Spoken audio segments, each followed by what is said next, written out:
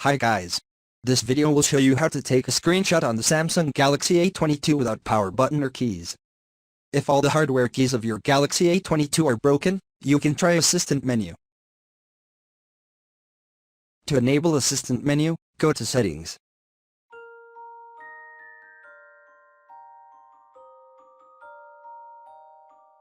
Accessibility,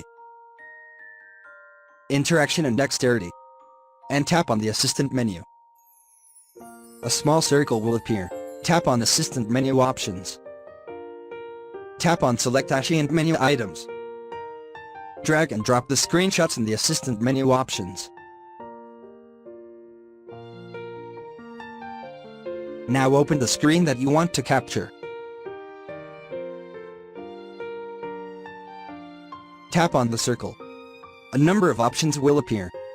Tap on Screenshots. The screen will flash white, indicating that a screenshot has been taken.